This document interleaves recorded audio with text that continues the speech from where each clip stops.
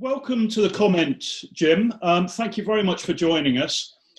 We've been talking about China. China's big in the news at the moment for all sorts of reasons, as we've just discussed on the programme. But Hong Kong was ceded by the UK to China in 1997. And since then, Beijing seems to have been gradually eating away at the democracy that was part of the agreement, the one country, two systems principle that was applied to the agreement between the UK and China back in 97. Now, do you think that this is a legitimate thing for Beijing to be doing? After all, Hong Kong is part of China. Or do you think there's some more worrying moves afoot here? Do you think we need to be concerned? We have to be concerned. You know, anybody who's concerned about human rights and democracy has to be concerned. Anybody who's concerned, Henry, about actually upholding international agreements has to be concerned. The UK-Sino agreement was made in good faith, and one has to remember that a lot of people don't fully understand the situation with regards to us handing Hong Kong back to China. Everybody believes that we had this lease that ran out and we had to hand it back. Well, the lease was only on the new territories. It was only on a part of Hong Kong territory which was on the China mainland. It wasn't Hong Kong Island. But, of course, the British government at that time, we were seeing a very different China that we're seeing now. At that time, the British government believed the assurances of the Chinese people that were put in ink. Ink was put to paper. The Chinese government gave assurances as to the future special status of Hong Kong. So I think the United Kingdom actually, gave far more than we needed to when we signed Hong Kong Island over. Yes, you can understand why. And this is no criticism of that decision at the time, but I think that was a hell of a show of faith. We only needed to sort of hand back the new territories, but of course, Kowloon, the whole lot went back. And I think it was given on decent assurances, but of course, as we've seen, China, it certainly increasing her or seeking to increase her international influence has completely changed. I suppose we've seen what's happened with regards to Russia and the other sort of great. Maybe we come on to that in a moment, Jim, if we may. Sticking with the situation now, what with the security law that's just passed, and the UK has offered Hong Kong Chinese, there's 7.6 million or so Hong Kong Chinese, but has offered 3 million of them British citizens. Those with B&O status, yeah. Yeah, and so you campaigned for Brexit, and a lot of people would imagine that a Brexiteer would say, well, hang on a minute, that's another 3 million potential immigrants to the UK. We don't want that. How do you feel about this move of the British government to offer this? I'm very relaxed. It was something that I saw. I was at the time an MEP in the West Midlands. The West Midlands scored 59% vote to leave. We were the highest scoring region across the UK. And we have Brits from all the different backgrounds, from the Caribbean communities. I was campaigning in inner city areas in Birmingham quite a lot, from the British Pakistani communities, the British Indian communities. And they understood the concept of Brexit, because on a daily basis, they're living and trading with people, with relations, with business contacts outside of what was then the 28 member states of the European Union. So I'm very relaxed about it. There's not having B&O status, overseas status, if it's not worth anything. And I think actually, we've done a very honourable thing, and people will criticise the government for making this offer, but it was a perfectly reasonable thing to do. You believe that there's a moral argument here as well? Absolutely, of course, there is a moral argument, and actually, I think it shows actually that this is a very the whole issue of immigration and asylum are completely different areas. We're talking about people with overseas status, British citizens with overseas status. So I can't see any reason at all that we couldn't offer it. In reality, I think if people look past the headlines and the scaremongering, I think most people will actually realise that very few of those people would actually want to take up the offer. Going back to the moral piece, the UK did enter into the agreement with China in 1997 as a guarantor of the one country, two state principle. And it does certainly seem as though Beijing has seriously undermined that. There are increasing concerns about human rights and an oppression of the expression of free speech. So, perhaps indeed, it can easily be argued that the UK has acted morally as guarantor to those 7 million Hong Kong Chinese. But it's just interesting to hear you say, Jim, that as a Brexiteer, it's not all about the immigration numbers. It's about it never was. It genuinely never was. To me, and to many people. I mean, I campaigned for over 20 years for Britain to leave the European Union at a time when, if you raised the question, people thought you were sort of from a different planet. But to me, it was always about sovereignty, and it's interesting here that we're talking about legal documents, an international treaty, a guarantor. So I see we've acted as a guarantor. We very, very seldom hear the word guarantor actually in the media, and the only time we ever hear it is in the context of the Belfast Agreement. The Good Friday Agreement, which thankfully brought a far more safer and secure island of Ireland. Yeah, and so if we're going to act as guarantor after the Northern Ireland troubles, and when I say the island of Ireland, of course, because the terrorists were operating in the Republic of Ireland as well. Not digressing on to the situation of Ireland. No, we're not. But it's exactly the same principle. What you're trying to say, I think, Henry, you're suggesting people who criticise the British government for.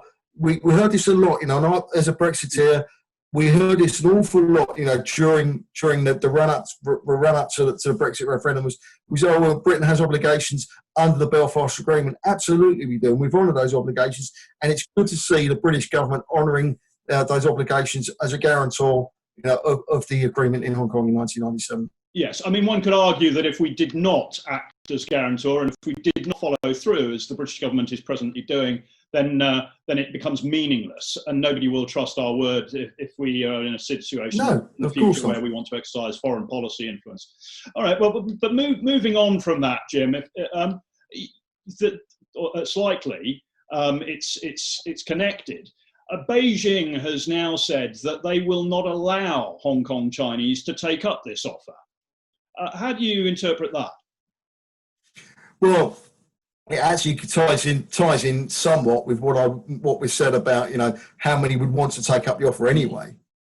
But it shows it seems to be one rule for China and one rule for anybody else. The Chinese will, and we've heard it said already, are trying to turn it and say by the offer that the British government have made, they've been criticising and saying, well, they're contravening the agreement. Well, actually, the reason the British government have made that announcement is in response to the actions of the Chinese government. So it's need to be held. I mean, because China, in passing this security law, and which is the latest in a sequence of legal steps that they've taken to really assert their control over the two-system principle. So they are in effect applying one system where the agreement allowed for two systems. So in that way, indeed, China is violating the 1997 agreement. And the result of that is now that the UK has to take the action that it is. But let's look at some other things that China is doing at the moment. So China is increasing, particularly during the coronavirus episode, which of course the coronavirus emanated from China and is spread across the world. Governments have been busy trying to cope with that. Some poorer nations have very much struggled, and it's still uncertain to what extent they've suffered. But during that process, particularly in Africa, Beijing seems to have stepped up its soft power influence and leverage, whilst at the same time, in the South China Sea, they have been holding major military exercises. They've been threatening Taiwan, which they claim is theirs. They've been involved in clashes with Indian forces in Kashmir. I mean, what are we seeing here? Is this a pattern of events or an unfortunate sort of coincidence? What do you think? It's a calculated pattern of events, Henry. What we're seeing now is them ramping it up and because geographically, because of the size the size of, of the Chinese country, the geographical country, they have so many different orders, so many different borders, I beg your pardon, and with such a large population, with such a large military, they're in a very, very unusual position where they really can exert as much pressure in as many different areas.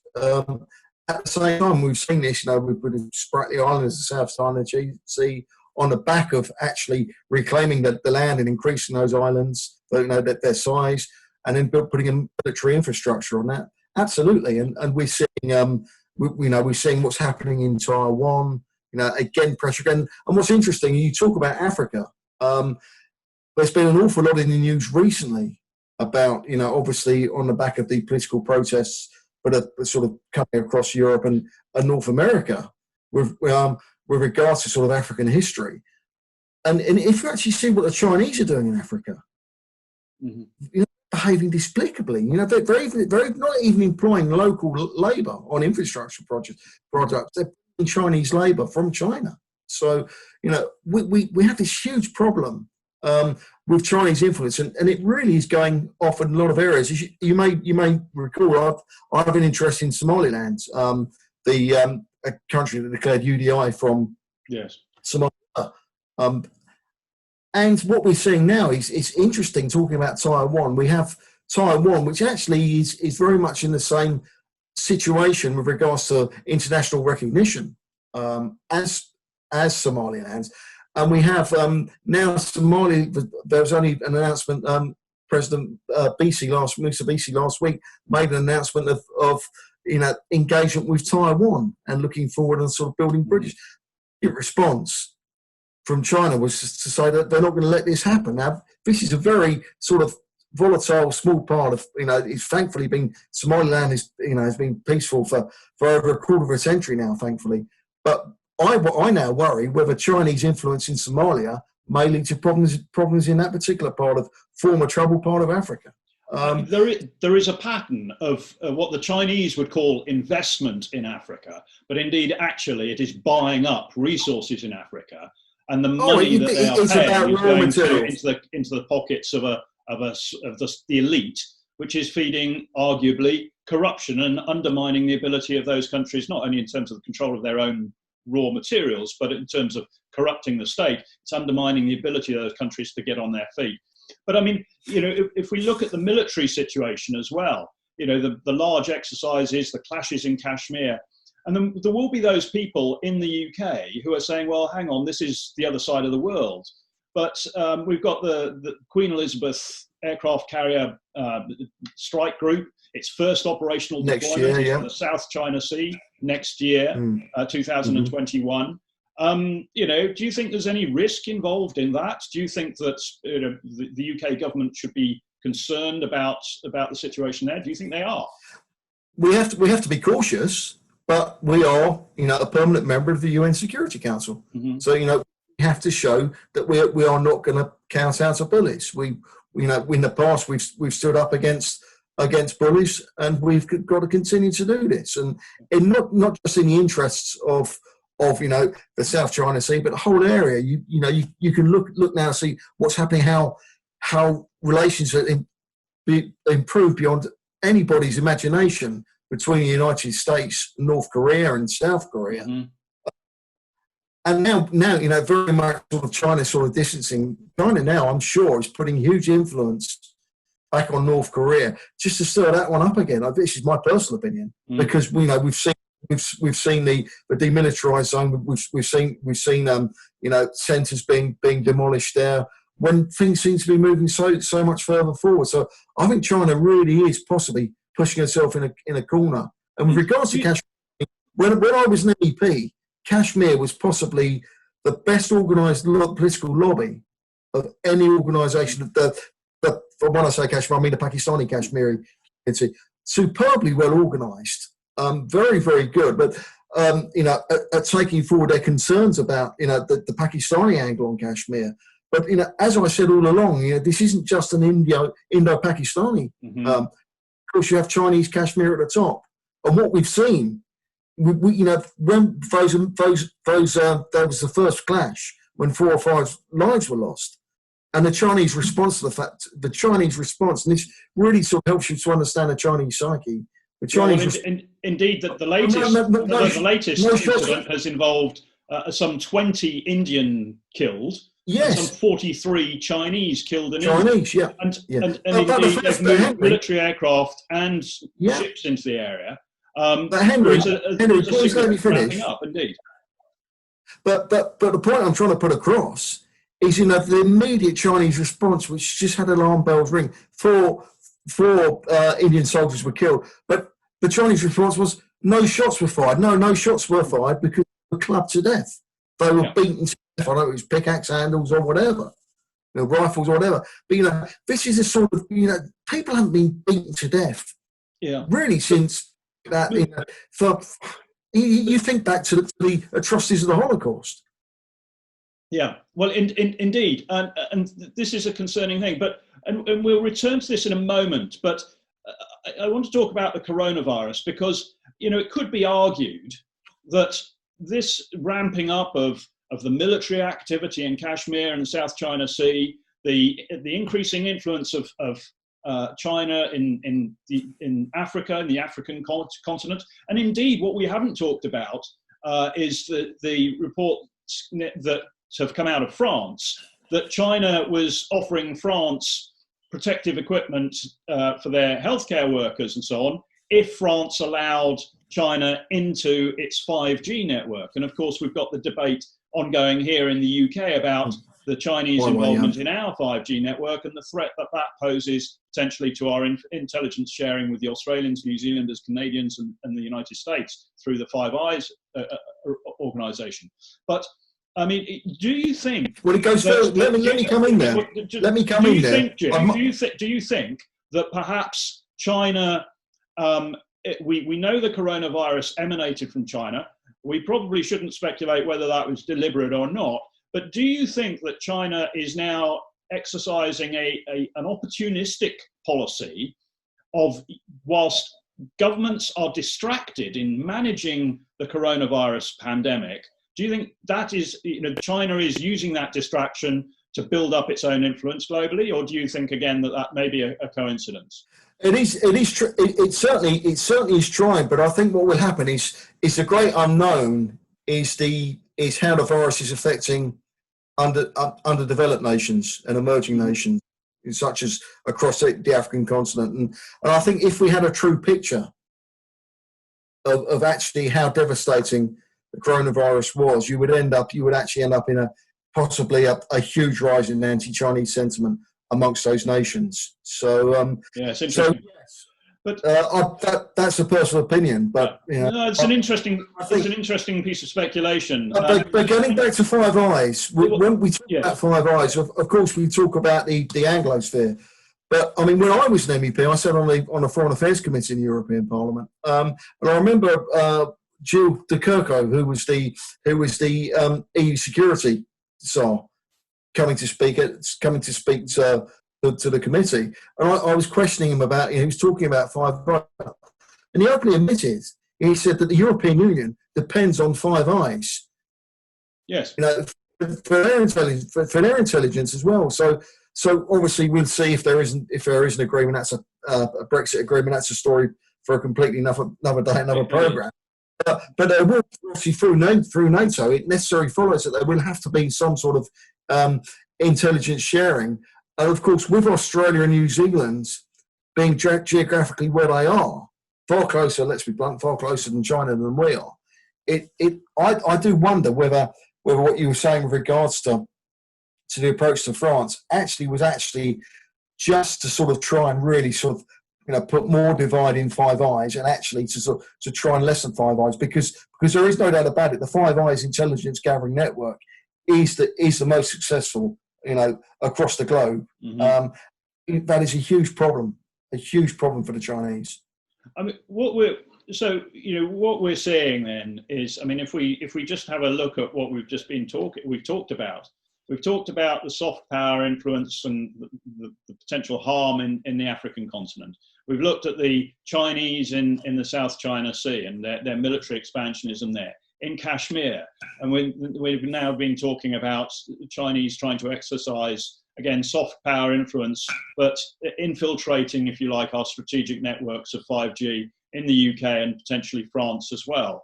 We don't know where else. And so we've got this very broad, I wouldn't say offensive, but forward-leaning posture of China working very much in its own interests. But that said, we here in the UK, and touching on Five Eyes, our national security, our national interest and so on, does the government have the capacity, the attention span, the bandwidth, if you like, now, because of dealing with the coronavirus, dealing with the Black Lives Matter protests, dealing with all of the economic fallout of the lockdown and so on, and Brexit, having to deal with all of these issues, does the government have the wherewithal, the capacity, do you think, to come up with effective policies to manage China and its impact on the UK, on our economy and national security? And indeed, perhaps I should be asking, do you think that indeed there is a risk? There's absolutely a risk. And I think, the recent announcement, with regards to David Frost, going to be taking up his new security role. As the chairman of the National Security Committee, yeah. Yeah. So I actually think it's too early to answer that question, but my observation would be that actually they are looking at obviously I'm not qualified really to sort of know how the intelligence system works, but you're far better placed than me. But the way I see it is actually, I think by putting David Frost in place, you're actually sending a clear indication about sort of changing our vision and changing our views, changing the way we look at problems and potential problems coming. But there is another issue, and it sort of goes back to the Kashmir question, of course, as well. Is that last week India took a seat on the UN Security Council. Mm-hmm. It's not a member, but it's just been elected to the UN Security Council. So that will actually sort of help with the Sino-Indian problems at the moment over Kashmir. I think that will actually help. And everybody's sort of always been very focused on the strongman in politics. Have been focused on Putin. Have been focused on Trump. But of course, one has to think of Prime Minister Modi, who very much is is a very strong world politician. And how, having spoken to sort of ambassadors during my time in Brussels from countries around India, obviously one thinks of Sri Lanka, one thinks of Pakistan, one thinks of other areas.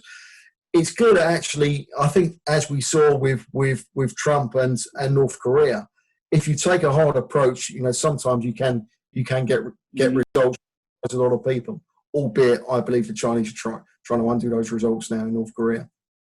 Well, yeah, you mentioned President Trump, and of course, we haven't talked about the Americans. And the Americans, we talked about the Queen Elizabeth carrier group, but the Americans have 3 in the North Pacific and the South China Sea area. And of course, the Americans are very committed to defending Taiwan. The Americans are very interested in Five Eyes. The Americans are very interested in what happens with Brexit. So, of course, the Americans are major players in all this, and of course, with their influence or their attempts to gain influence and indeed some progress with North Korea.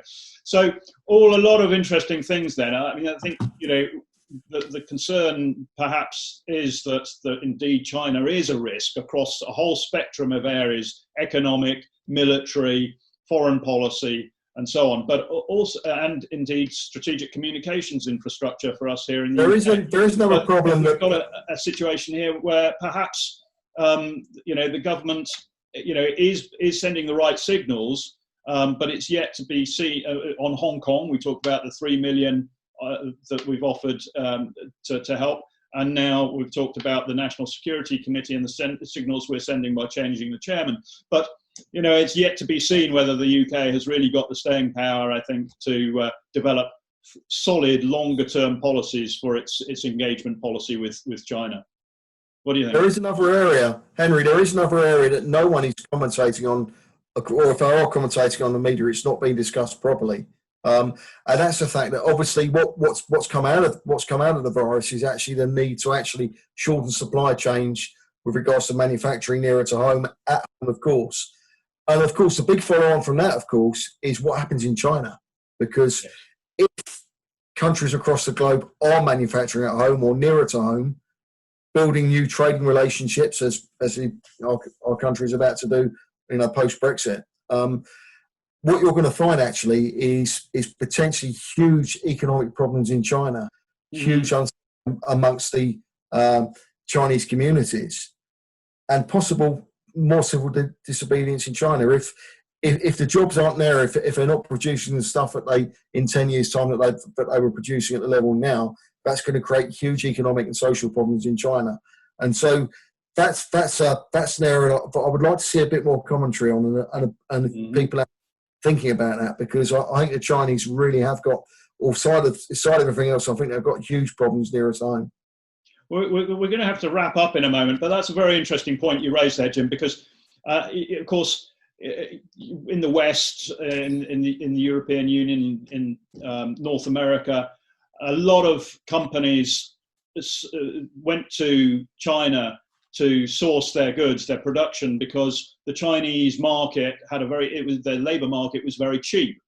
But now, of course, with China, the Chinese economy has grown, salaries have grown, and of course the expense of getting engaged in terms of Chinese as part of the supply chain, stretching all the way back to the European and North American continents, that's now becoming more expensive. But it's established. What coronavirus has done is it's disrupted that, and indeed there is a change in character where Western companies are looking to diversify their supply chains, looking at India, mitigating the risk, at South America, the BRICS countries.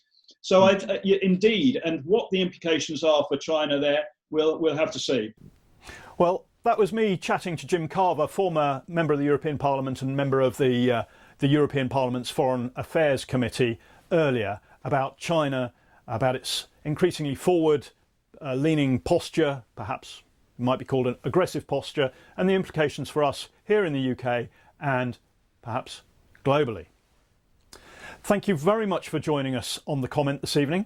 It's been a pleasure to talk to you. I hope you found it interesting and enlightening, and it's maybe given you some ideas and thoughts about how we should be regarding China going forward. You're able to subscribe to us, to follow us on Twitter or on other social media, and please do feel free to donate to us so that we can really get this going up and bring more services to you. Once again, thank you very much. You'll find our contact details posted just at the end of this video. Thank you and good night.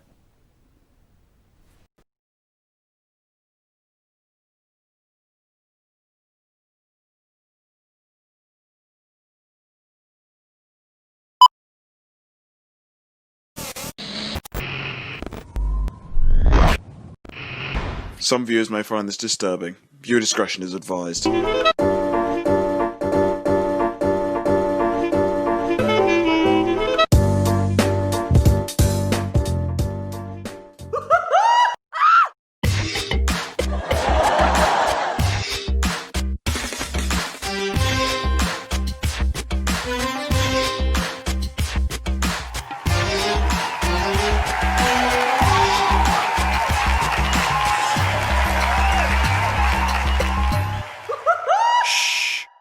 Good evening, everyone, and welcome to the Ben Grem Show.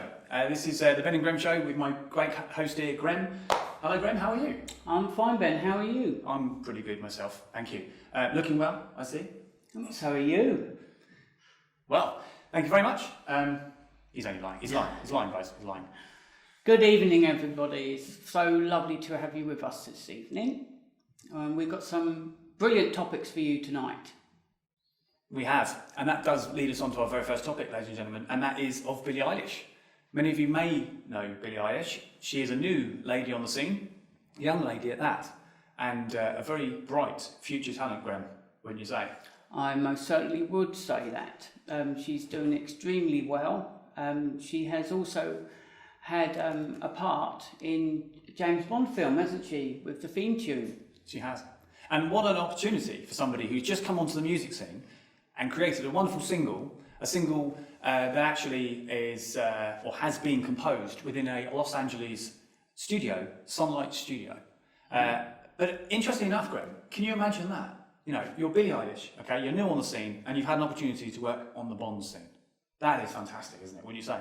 She must have had mixed emotions, Ben, with regards to that.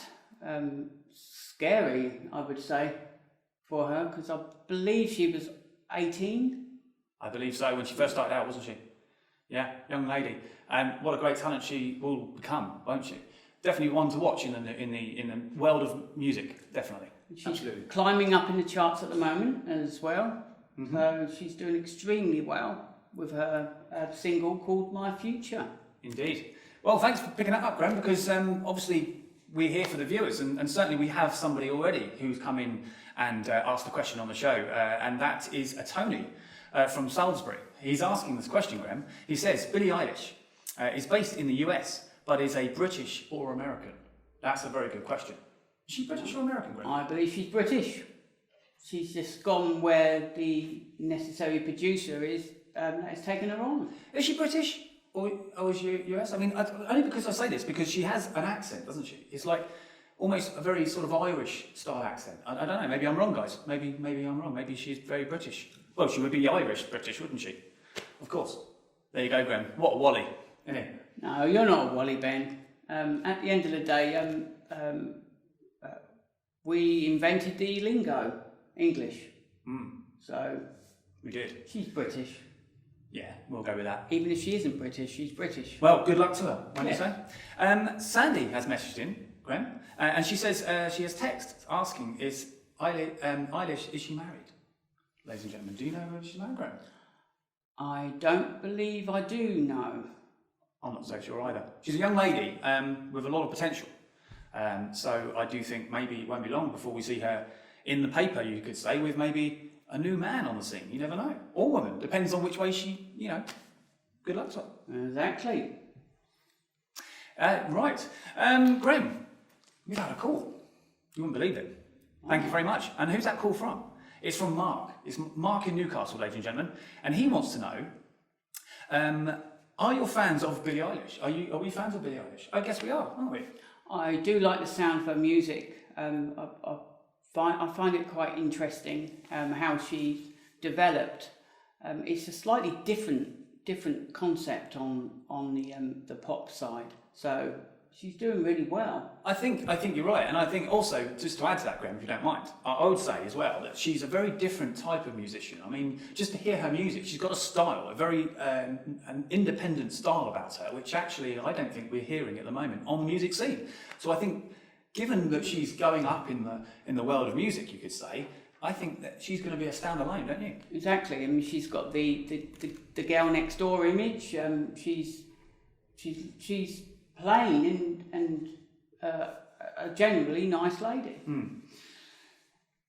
Absolutely. Well, there we go. There we have it. Which brings us on to the next topic, Simon Cowell. As you will all be aware, Simon Cowell created Britain's Got Talent and brought in a few people along the way. This year's edition of the show, though, it is likely that he will be missing Ben, what am I doing? Well, I think you're doing okay. I think he's doing okay, wouldn't you say? I tell you what, it's all these bright lights.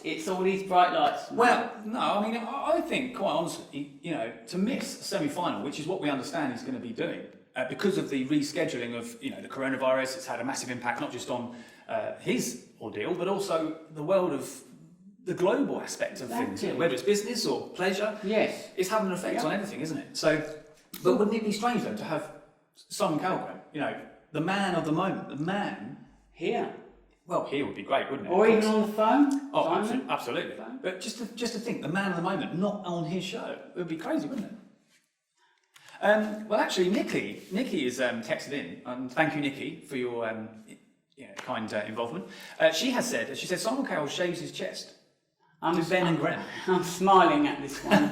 Are you asking if we shave our What chest? a question. Well, I'm sorry, but Nikki said it now, so there's no backing out of this one. Grem. We don't have to take our shirts off, do we? I shouldn't think we would. I shouldn't think we would. Hopefully not, people. We might have it prepared for you for next show, maybe. Who never knows? But It's truth, not the Rocky Horror Show, it's is not, it? is it? No. We want to bring our viewers in. We don't want to scare them away, do we? Exactly. Do I shave? No, I don't shave my chest. I can imagine it'd be quite comfortable though, wouldn't it? You know, shaved chest. Oh, well, until it starts growing back, it's It itches. a bit itchy, and people might think you've got some sort of lurgy. Yeah. You won't want to be standing next to you. Coronavirus is the last of your thoughts. Well, thank you very much, Nikki. Very good question. Thank you, Nikki. And I think it's safe to say, or should we say fair to say, that certainly Ben here does not shave his chest. And Graham, I would say the same for you, wouldn't you? No, I don't. No, I definitely don't. George. Thank you, George. George from Exeter. He has said, and he thinks that Cal is full of himself. What do you think, Graham? Do you agree? From the early days, most certainly yes. Right. But within the recent years, he has calmed down an awful lot. Ever since the birth of his child, Right. Which I think she's 4 now, about 4 or 5 years of age. Yeah.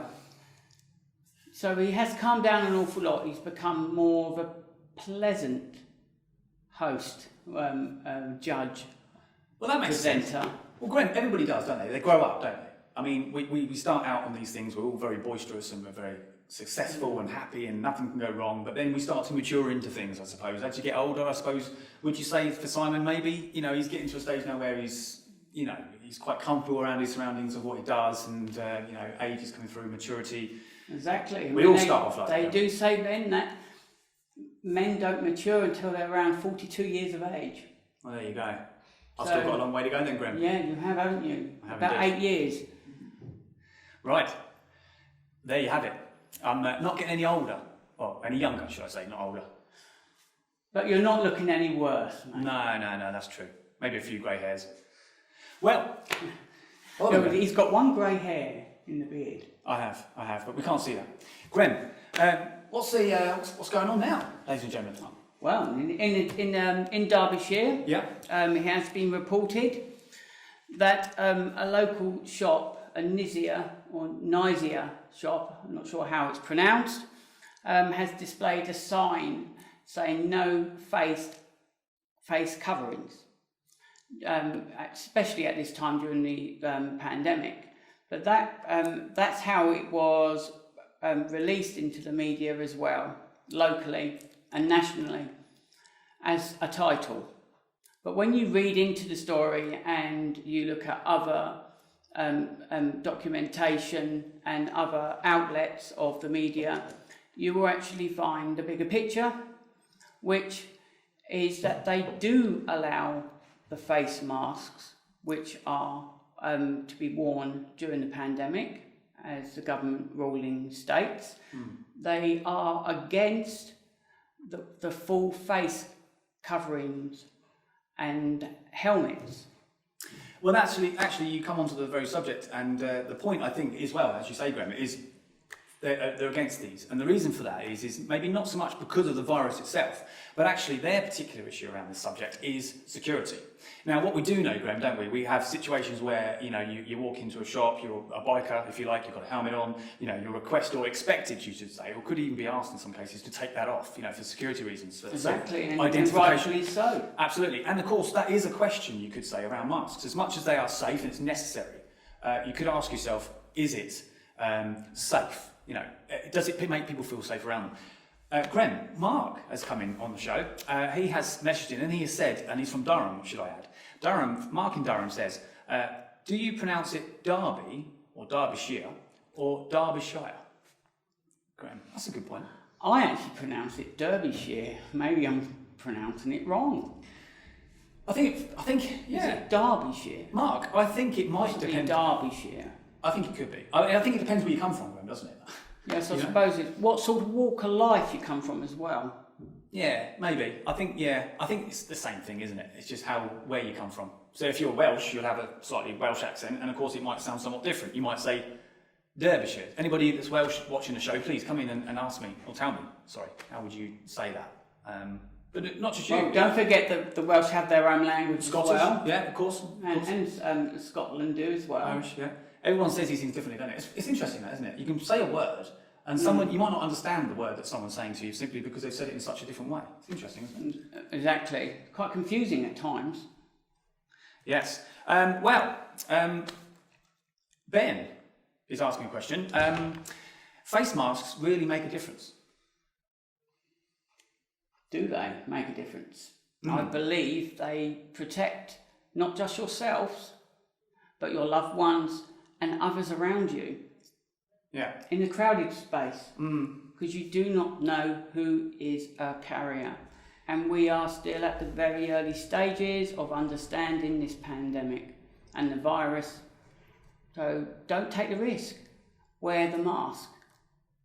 There you go. See, take it from Grem. If you can't take it from me, take it from Grem. Yeah, it's all about safety, isn't it? You don't know, Grem, do you? If you're carrying the virus, you don't even have any symptoms in some cases. And that's where you've got to be concerned in the sense of spreading it unnecessarily. Yeah, you know, you wear your mask, you're doing everything to protect yourself and others. Right, Grem, let's move on to our next topic, ladies and gentlemen. Thank you very much for your input. And that does bring us on to TikTok, ladies and gentlemen. And that's an interesting one, isn't it? TikTok has taken everybody in the United Kingdom, US, and in fact everywhere, by storm, hasn't it? And recently, in quite a frenzy over the comments to do with the President of the United States, Donald Trump. Yes, what's he had to say, Graham? He has security concerns with China, as everyone knows from previous statements that he's made publicly and via his many tweets. His concerns are that they are likely to gain access to certain areas of defence and financial markets within the American states. So he has concerns here to rectify that. So he has called in a major American company, as we all know the name, Microsoft, who are basically in talks and are likely to be buying into the American market for TikTok, the version for TikTok for American market. Well, yeah, and that's somewhat of a contradiction with the sense of the UK government and the sense of UK Prime Minister Boris Johnson. Now, Boris Johnson is quite willing to understand the need, if you like, to push maybe TikTok out and globally because of the sort of involvement it's having on society.